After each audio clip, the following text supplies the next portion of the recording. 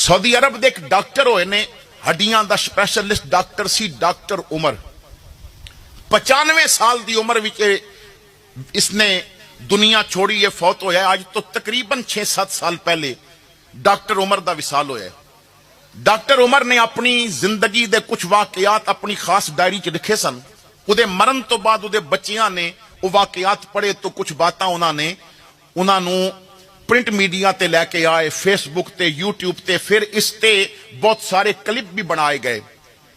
Doctor Umar कहता है कि जदों मैं नया डॉक्टर बन के आया हड्डियां दा स्पैशलिस्ट, तो सऊदीया विच मेरे जोड़ दा डॉक्टर ही कोई नहीं सी।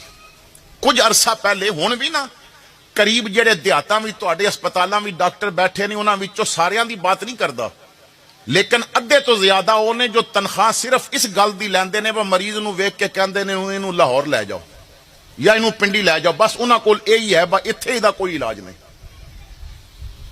तो दूर दूर बड़े बड़े डॉक्टर होंदे सन। उस वक्त तो कहंदे ने कि सऊदीया विच मेरे जोड़ दा दूजा डॉक्टर कोई नहीं सी। फिर जदों नाम हो गया, लोग आन लग पे, पैसा आया तो फीसां ज्यादा हो गई। फिर अमीर सिर्फ मेरे कोल इलाज करा सकता है, गरीब नहीं करा सकता।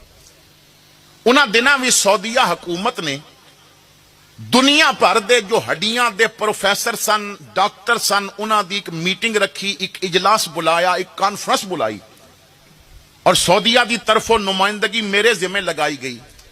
कहंदे ने मैं 4 हफ्ते ला के एक मजमून हड्डियां दे मुतल्लक एक मकाला लिखिया ताकि मैं दुनिया भर दे डॉक्टरां नूं दसां कि तुहाडे नालों ज्यादा मैं काबिल हां।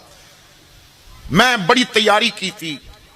कई बारी मैं शीशे सामने बह के वो मकाला पढ़िया कि मैं इस तरह पढ़ना दुनिया के डॉक्टरों के सामने। फिर वो दिन आ गया, मैनू जहाज का टिकट भेजिया गया, मैं रियाज एयरपोर्ट से आके बैठ गया।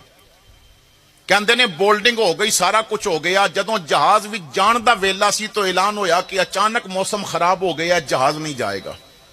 मैं बड़ा परेशान क्योंकि मेरा जाना तो बहुत जरूरी है। अमले नाल बहस की तो पता चलिया कि मौसम शदीद खराब हो चुका है, जहाज नहीं जाएगा, बाई रोड जा सकते हो। 6 घंटे का सफर सी। मैं एयरपोर्ट तो गड्डी रेंट ते लै लई।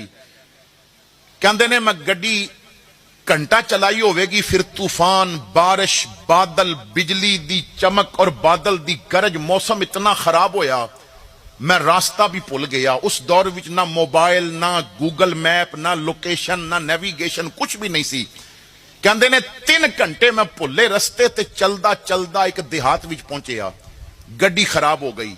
जदों ऐसे मामलात हो रहे होन ते बंदे नूं गुस्सा बड़ा आंदा है। पंजाबी च कहंदे ने जल्दी दी राह च रोड़े ही बड़े होंदे ने। जल्दी दी राह विच ना रोड़े बड़े पै जांदे ने और